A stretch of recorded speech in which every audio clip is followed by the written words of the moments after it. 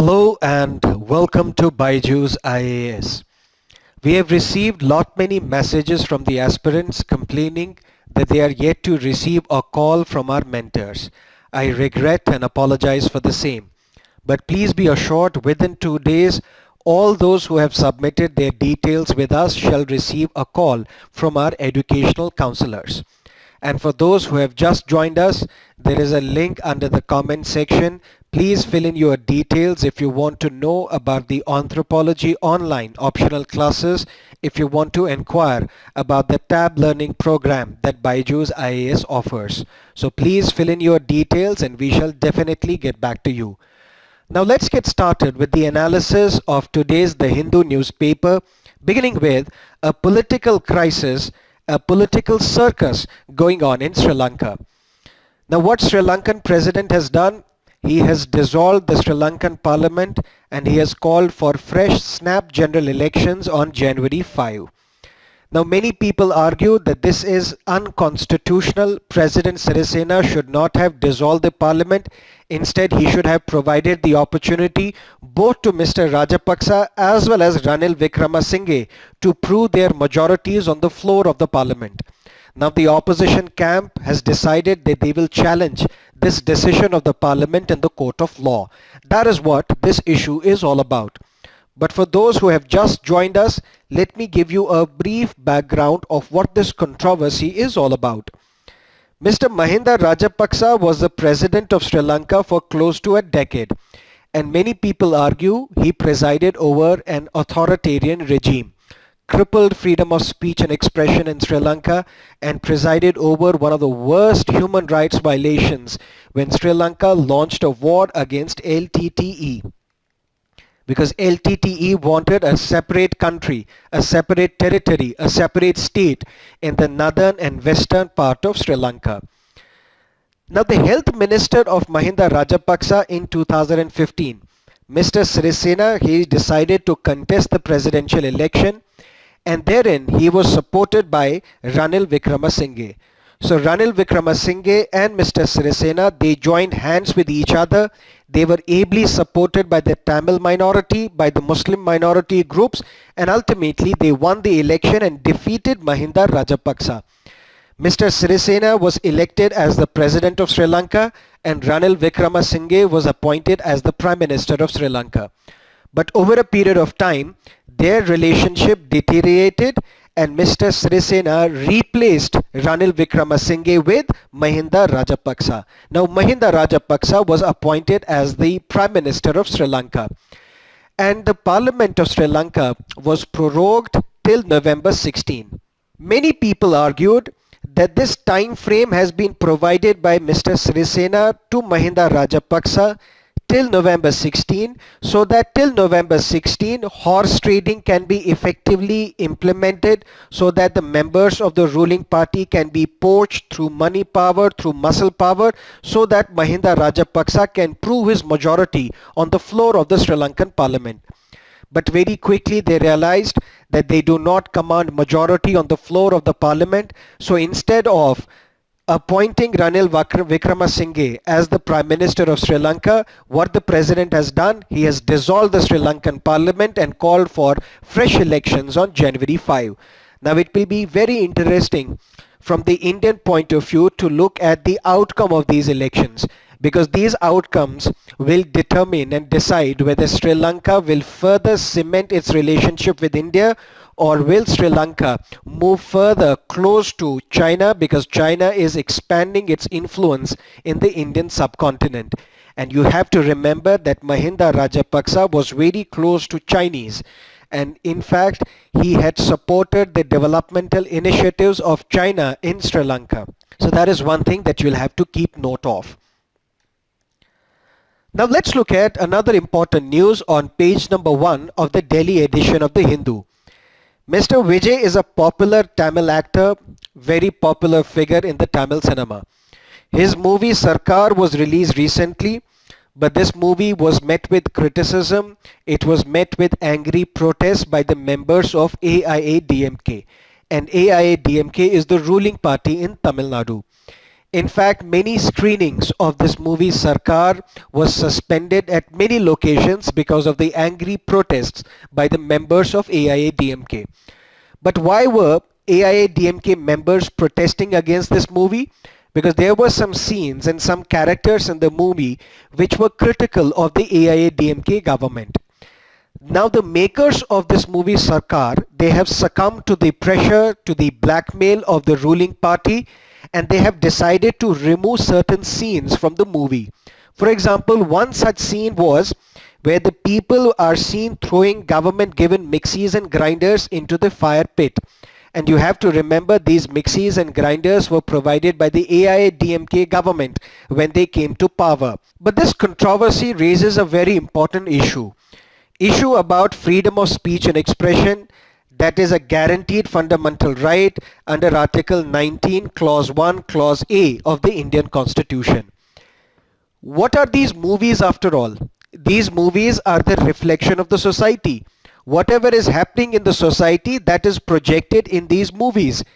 And if you are succumbing to the pressures of the political parties, you are ultimately assaulting the creative expressions of the filmmakers and the artists.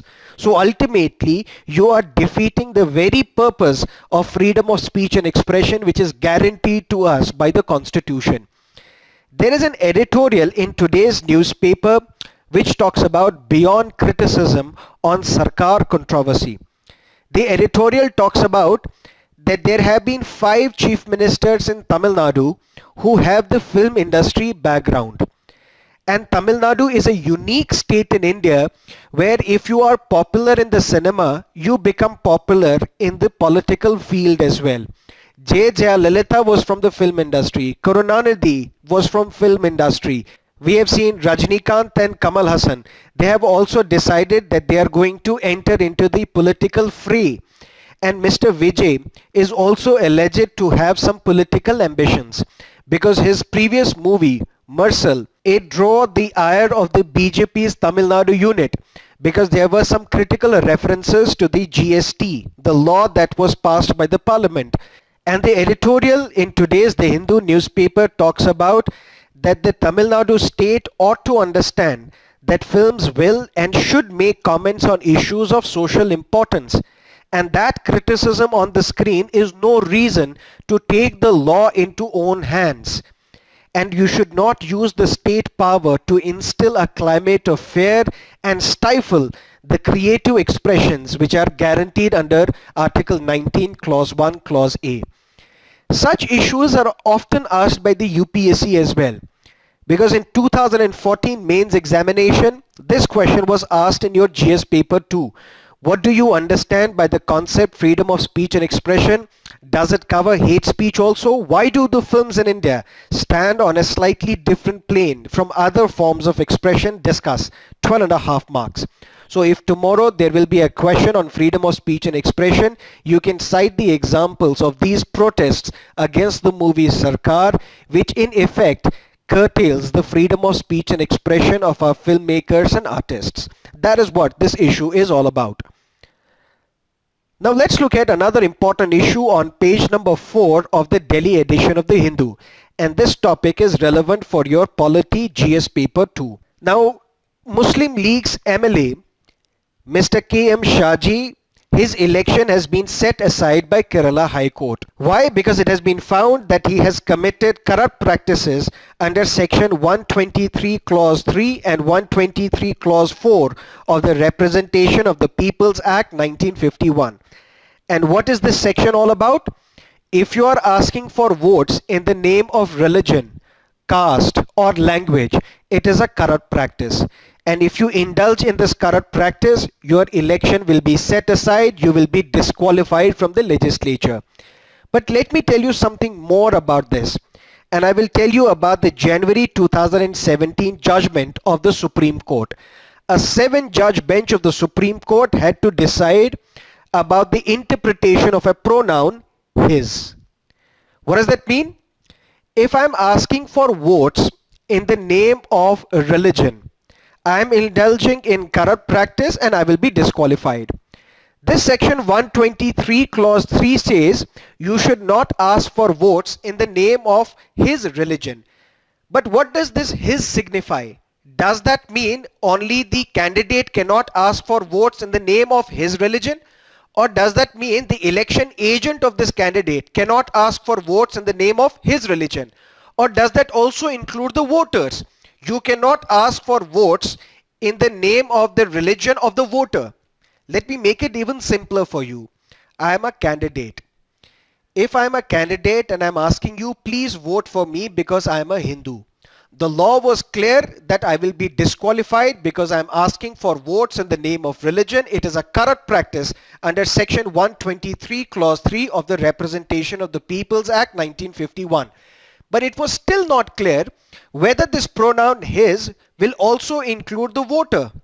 What if I'm asking you, you are the voter, please vote for me because you are a Hindu or a Muslim or a Christian. Now the Supreme Court in its January 2017 judgment clarified that this pronoun his includes a candidate, includes his election agent, includes the voter as well. That means you cannot ask for votes in the name of the religion of a candidate. You cannot ask for votes in the name of the religion of your election agent. You cannot ask for votes in the name of the religion of a voter as well. That is what this issue is all about. Now let's look at another very important news on page number 5 of the Delhi edition of the Hindu. It talks about M777 ultra light howitzer artillery gun. It also talks about K9 Vajra T gun. These are the new artillery guns that have been inducted into the armed forces. But there are some facts related to these guns that can be relevant for your examination. M777, basically this howitzer, this artillery gun is from United States. KN Vajra T gun is basically from South Korea. Prior to that, we were heavily dependent upon the Bofors artillery gun. And this Bofors artillery gun was basically Swedish. So in match the following type questions, this can be a relevant question for your examination. There are some factual details as well. For example, this M777 ultra light howitzer, it has a range of 24 to 30 kilometer. But this K9 Vajra T gun has a maximum range of 40 kilometers. Now let's look at another issue on the same page number 9. No double jeopardy bar if there was no trial. Now what is the issue here? There is Article 20 Clause 2 of Indian Constitution. And there is a slight mistake in today's The Hindu newspaper. Article 20 Clause 2 says you cannot prosecute a person, you cannot punish an individual for the same offense more than once.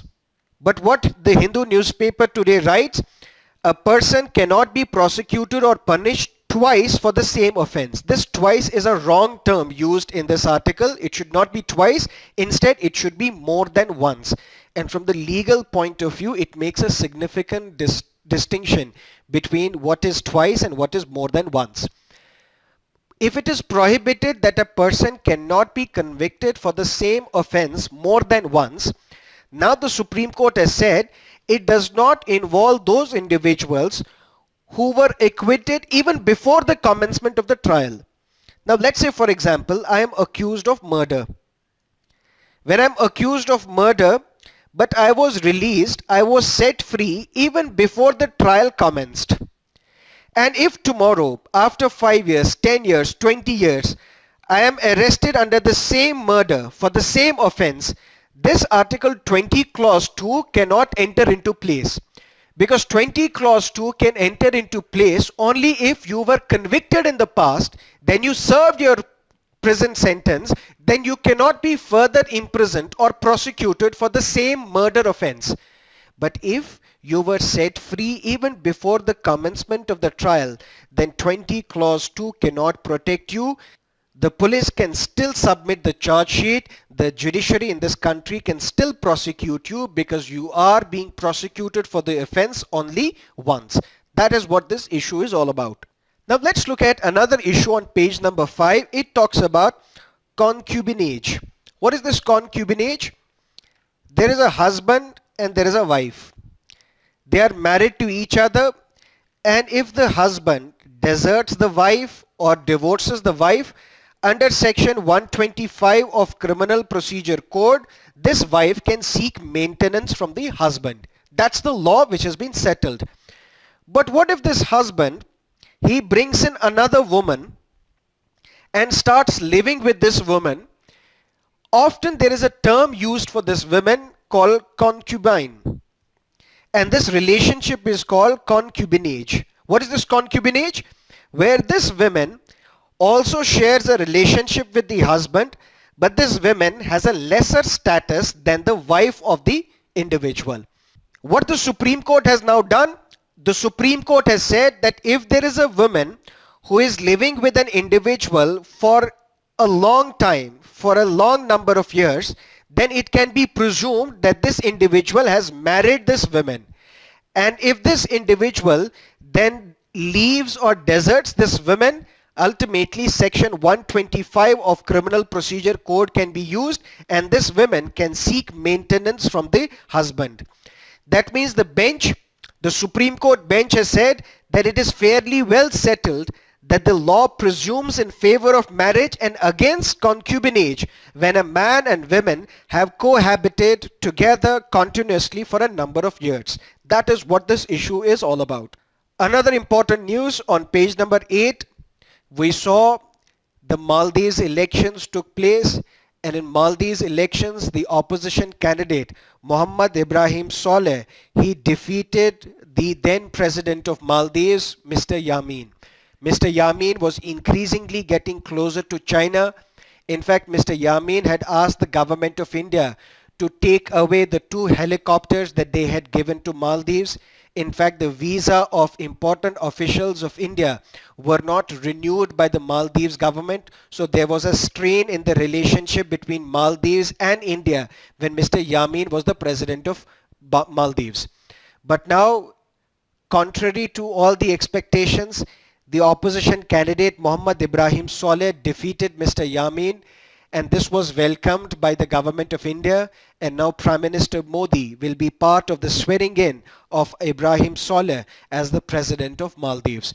So this visit is very important and can further cement the relationship between Maldives and India, because Maldives-India relationship had deteriorated during the presidency of Mr. Yamin, and this we have discussed in detail in the past. Now let's look at a news item on page number 18 of the Delhi edition of the Hindu. Most child deaths due to pneumonia in India. India continues to have the highest burden of pneumonia and diarrhea child deaths in the world. That's a significant statement for your prelims examination. And this report was released, Pneumonia and Diarrhea Progress Report, and this report was released by International Vaccine Access Center at the Johns Hopkins Bloomberg School of Public Health. Now let's look at what this pneumonia is all about. Pneumonia is a form of acute respiratory infection, and this respiratory infection affects the lungs. But how is pneumonia caused? Pneumonia is caused by the inflammation of the air spaces in these lungs. Lungs are made up of small sacs, and these small sacs are called alveoli. These alveoli are filled with air when a healthy person breathes. But when an individual has pneumonia, this alveoli is filled with pus, it is filled with fluid, which makes it very difficult for an individual to breathe, or breathing becomes very painful, and ultimately it limits the oxygen intake as well. That is what pneumonia is all about. And most child deaths in India are due to pneumonia and diarrhea as well. Now, how is this pneumonia caused? Pneumonia is caused by a number of infectious agents, which includes viruses, bacteria, and fungi as well. That is another very important detail for your prelims examination. But vaccinations are available against various organisms that are known to cause pneumonia. So vaccinations are possible. Antibiotics can also treat pneumonia, which is caused by bacteria or fungi. That is the thing that you need to know from the prelims point of view. Now let us look at some of the editorials and columns from today's The Hindu newspaper. This editorial is about the movie Sircar, which we have discussed, wherein the makers of this movie have decided to cut certain scenes which are viewed as anti-AIADMK party, which is the ruling party in Tamil Nadu.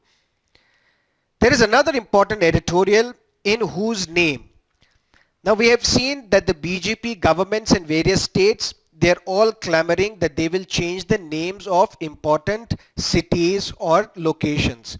For example, the Mughal Sarai junction was renamed as Deen Dayal Upadhyay junction. Similarly, Allahabad was renamed as Prayagraj. Similarly, Faizabad district was renamed as Ayodhya. Now there is a clamor where Ahmedabad in Gujarat will be renamed as Karnavati.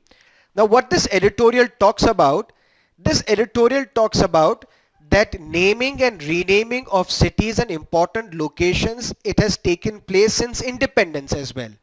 For example, Kanpur was named as Kanpur. Similarly, Madras was renamed as Chennai. So the names of the cities and roads in this country have been changed since independence, but it reflected the spirit of anti-colonialism. So all these names which reflected the colonial mindset, which reflected the colonial power, these names were replaced with some Indian names or with symbols which reflect the subcontinent's composite identity and history. But now what we are seeing, Hindu editorial talks about that BJP governments are creating a situation where it is us versus them. And increasingly these names have been changed with the eye on the general elections in 2019.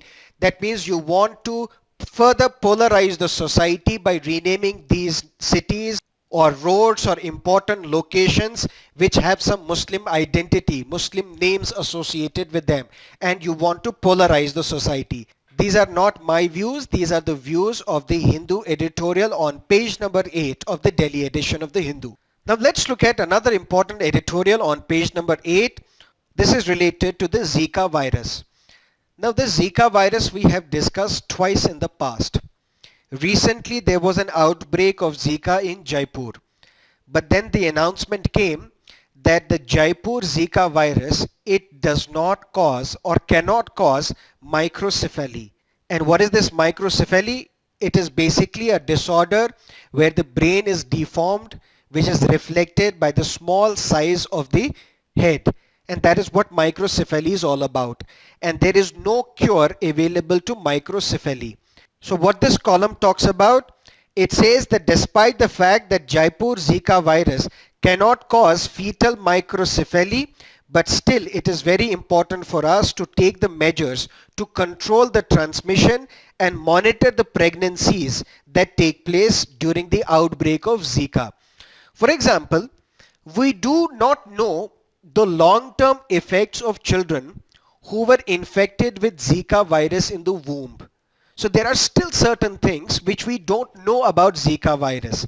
Although the fact that Zika virus has rapidly progressed, there is still much that we do not know about how it causes these birth defects such as microcephaly. Because we do not know the long-term effects on children who were infected with the Zika virus in the womb.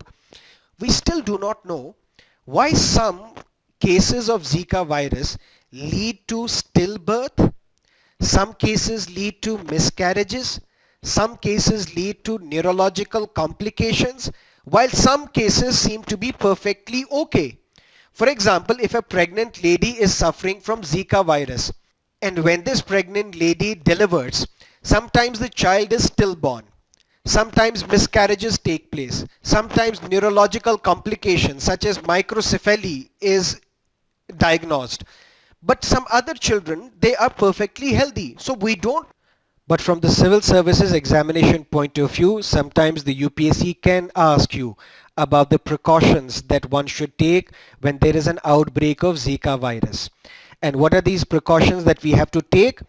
Pregnant women and their families, including those planning to get pregnant, they should take great caution to avoid mosquitoes.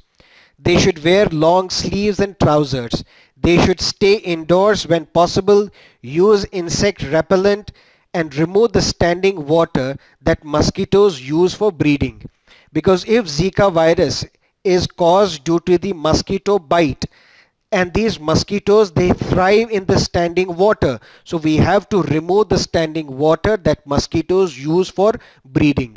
Zika associated birth defects could be a serious public health crisis in India. And since Zika virus does not have any vaccine, all possible measures should be taken to control the transmission.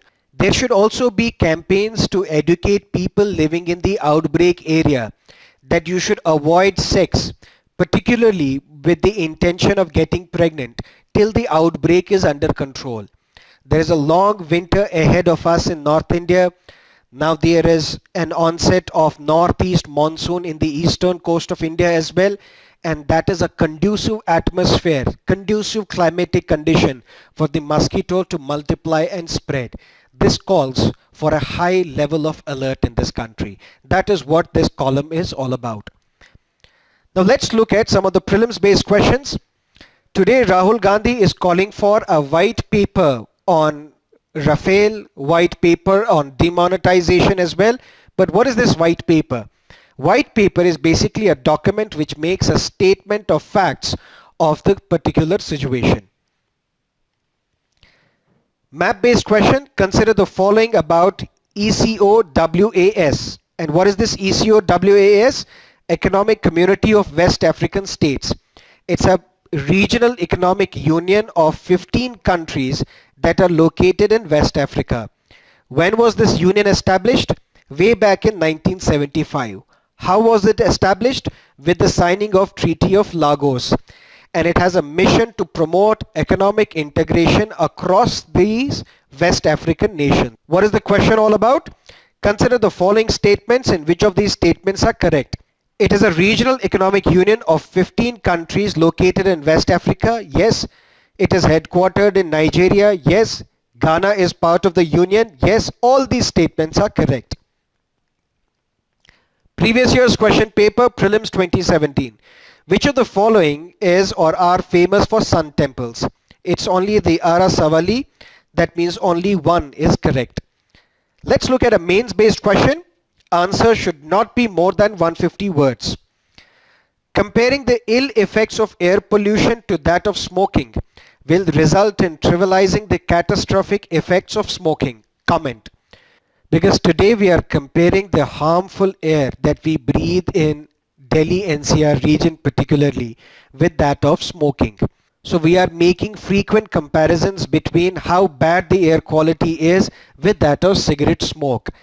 And this question asks you that you should not compare the ill effects of air pollution to that of smoking because it is going to trivialize the effects of smoking. Comment. Berkeley Earth Study, because it was basically this organization Berkeley Earth, it has proposed that we should draw a formula where we will equate the hazards of air pollution and smoking so that it becomes easier for the people to understand the ill effects of air pollution when we compare it with something like smoking. So this is just to simplify it to the common people, to the layman, how we can persuade this individual about the hazards of air pollution. Berkeley Earth Study proposed a formula that draws an equivalence between the hazards of air pollution and smoking. Both are equally important public health issues and the comparisons are being made to probably simplify it for the lay people. However, anti-tobacco activists complain it is absurd to compare the health consequences of air pollution with that of smoking. The common ingredients of air pollution are mainly carbon monoxide, carbon dioxide, nitrogen oxide, and volatile organic compounds and suspended particulate matter. Cigarette smoke, in addition to all these, is made up of nearly 7,000 toxic chemicals, and at least 69 of these toxic chemicals are highly carcinogenic. That means cancer-causing agents. Dose or concentration of the suspended particulate matter in the air per day and per lifetime is nearly 200 times lesser than that from the cigarettes. If the comparison between the polluted air and cigarette smoking does not stop, then this misinterpreted comparison will promote a philosophy that one might as well smoke because it's no worse than breathing polluted air. So if you're asking people, please quit smoking because it is hazardous to you, he may well reply that it is hazardous to breathe the Delhi air. So I might well smoke a cigarette because in any case, my lungs are getting affected by the air pollution in Delhi. This may justify continuation as well as initiation of the smoking habit. The repeated comparisons weakens the resolve of the government, the civil society and public health activists in controlling the tobacco menace. That is how you should write the answers to the main space questions asked in the examination. And that is it for now. Have a great day.